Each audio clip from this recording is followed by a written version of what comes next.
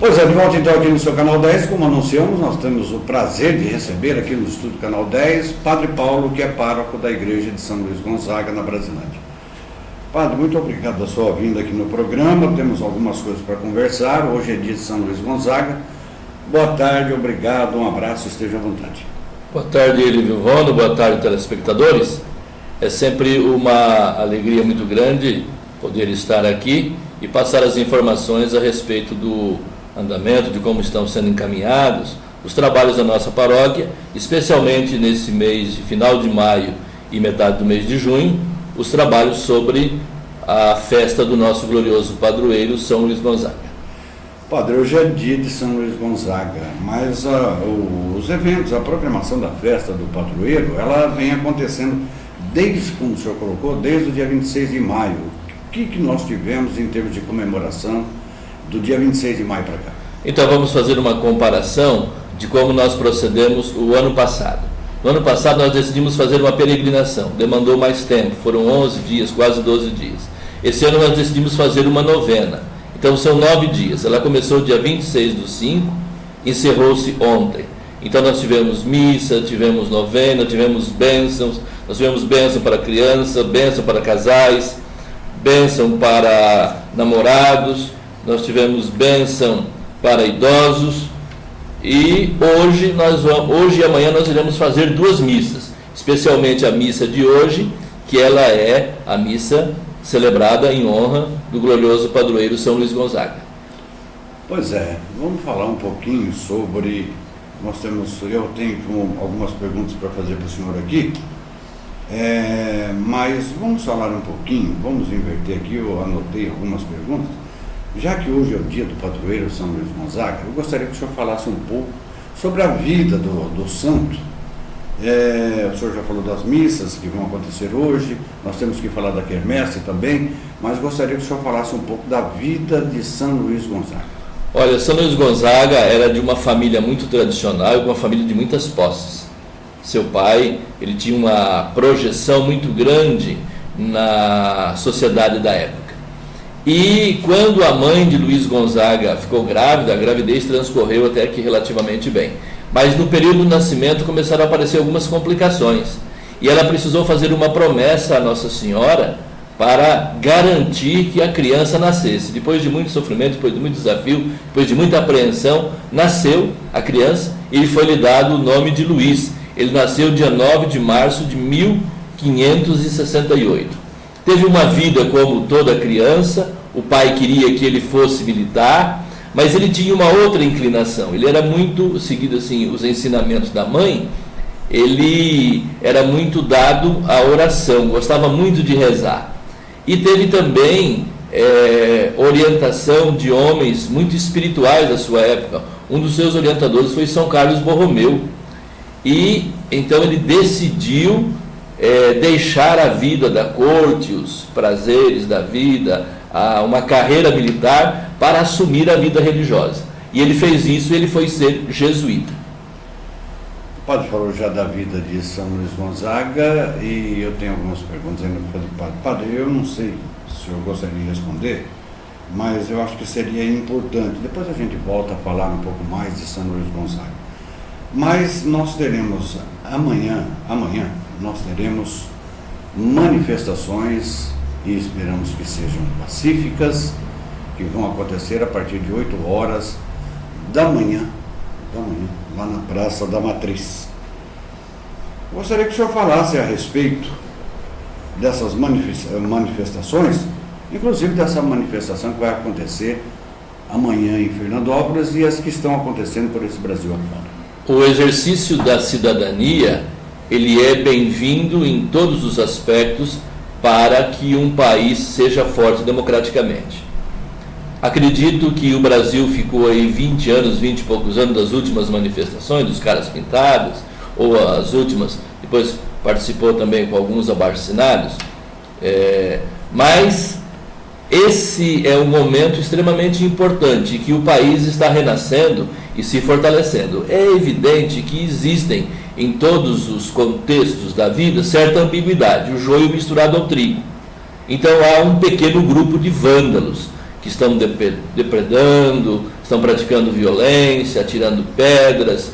Esses não são bem-vindos em nenhum lugar e não são exemplo em nenhum lugar. Até na Argentina teve um exemplo, quando ocorreram manifestações, esses vândalos chegavam e começavam a praticar violência, o pessoal do bem, aqueles ligados e bem intencionados, sentavam para destacar e que a polícia pudesse pegar de fato esses que praticam a violência, que o que eles merecem é de fato a sanção da lei.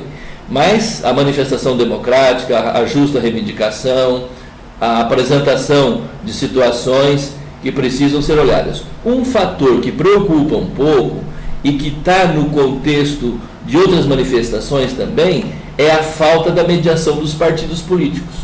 Então os movimentos sociais, eles precisam desembocar num partido político que vai levar a reivindicação até o Congresso. E nessas manifestações que estão tendo, está havendo uma rejeição aos partidos, porque todos os partidos estão associados à corrupção.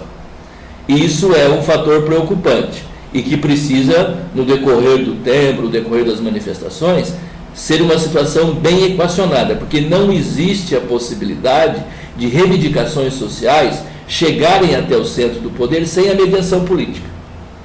Ontem à noite, inclusive, na Avenida Paulista, várias bandeiras do PT foram queimadas. Isso está nos jornais de hoje, estava ontem à noite ainda nos grandes canais de televisão, e outros partidos também. São outros partidos também. Tentando entrar aí nesse meio, né? Sim. O que não é por aí também, né? É de maneira mais séria, se não tivesse tudo como o senhor colocou, e muito bem colocado, a maioria dos partidos, 80% deles, estão envolvidos com dinheiro, corrupção. Agora, padre, o interessante nessas manifestações é que não são só aqueles com poder aquisitivo menor, os necessitados, todas as camadas sociais estão inseridas nessas manifestações. Olha, eu li ontem em espanhol, vou tentar traduzir e ver se eu consigo divulgar, um comentário, uma crônica de um jornalista do El País. E ele dizia o seguinte: olha, o país está há não sei quantos anos crescendo, recebendo benesses, da época do PSDB de Fernando Henrique, depois passando pelos 8 anos de Lula, passando agora pela presidente Dilma. Então, o que é que está acontecendo com o país? É a pergunta que o jornalista faz. E é interessante a perspicácia, a capacidade de observação do jornalista estrangeiro. Nenhum aqui no Brasil fez, ou pelo menos eu não vi, uma análise tão acurada, tão detalhada desses fatos. Então, tem fatores que são parecidos com a Primavera Árabe, a questão desses novos meios de comunicação, o Facebook, a internet, uma relativa ausência de liderança e esses fatores que se apresentaram como novos. Então é importante que se tenha bem presente essa realidade e como é que a classe política vai reagir, porque ela é diretamente afetada com esse contexto, porque está sendo questionada a sua legitimidade. Padre, as urnas vão sacramentar esse movimento na próxima eleição? É cedo para dizer isso ainda. Precisaria talvez alguém aí, um sociólogo mais abalizado, mas precisa uma análise mais crítica, precisa um decorrer do tempo para ver o encaminhamento que isso vai ter. Sempre é muito recente, o país ficou há 20 e tantos anos e de repente uma evolução parece que não era esperada. Então, agora, alguma incidência nas urnas, acredito que vai ter, não se sabe qual, mas alguma incidência sim. Aproveitar a presença do Padre Paulo aqui no estúdio do Canal 10 e pedir a ele que fale um pouco da Jornada da Juventude que vai acontecer quando o nosso querido Papa Francisco estará agora no mês de julho no Brasil. Fala um pouco da Jornada da Juventude, Padre, por favor. Olha, é um momento de bênção, é um momento de graça, é um momento da presença de Deus e um momento em que o Papa vem se encontrar com os jovens. E nós sabemos, por exemplo, São Luís Gonzaga é padroeiro da juventude. O Papa Pio XI o declarou como padroeiro da juventude cristã. E nós sabemos os grandes desafios que a juventude enfrenta hoje. Inclusive, muitos jovens estão participando ativamente dessas manifestações. E nós sabemos os riscos que a juventude corre. Então a igreja vem apresentar uma mensagem. Quando nós temos um santo, no caso São Luís Gonzaga, ou quando nós temos a presença do Papa ou a igreja, qual é a mensagem que ela vai apresentar? Ela vai apresentar não a si mesma, mas a Jesus Cristo. Provocar nas pessoas um encantamento por Jesus Cristo. Então, a esperança que todos nós temos é que o Papa Francisco, com a sua simpatia, um argentino muito simpático, apesar que quando se fica Papa, a nacionalidade não conta a instituição, quer dizer, o papado é uma instituição, ele apresentar aos jovens Jesus Cristo, que os jovens se reencantem, se encantem por Jesus Cristo, que possam fazer de Jesus Cristo o motivo de suas vidas, que possam olhar para Cristo, reservar um lugar no seu coração para Cristo, a centralidade de Cristo na vida. Serve para todos e especialmente para os jovens. Vou colocar uma opinião minha. A Igreja Católica a que eu pertenço nunca foi tão feliz a escolher um Papa como esse. O Papa Francisco, eu acho ele maravilhoso. Padre Paulo, por gentileza, fale mais um pouquinho sobre o dia de hoje, dia 27, dia 21, a respeito dos eventos lá da paróquia, para encerrar sua participação aqui no Informativo Canal 10, e da quermesse que todos devem colaborar. Hoje nós temos procissão às 19h30, em seguida a Santa Missa na festa do glorioso padroeiro São Luís Gonzaga. Amanhã, dia 22, 19h30, nós teremos missa com bênção para os empresários, agricultores e pecuaristas. Eles colaboram, geram muito emprego e também então é importante receber a bênção, porque a bênção é sempre a proteção de Deus. E em seguida, queima de fogos e logo em seguida a grandiosa quermesse, que é uma tradição, faz parte. Então vai ter lá o frango assado, o frango a passarinho, refrigerantes e outras bebidas, um espetinho de queijo, enfim, um quitute agradável lá para você passar horas agradáveis e a um baixo custo, uma diversão a baixo custo. Venda de mesas ou chega já? Não, chega e já toma conta da mesa. A paróquia não vai vender mesa. Vamos esclarecer um pouquinho mais de detalhe para você, que nós estamos convidando você para ir amanhã lá na Brasilândia, na quermesse.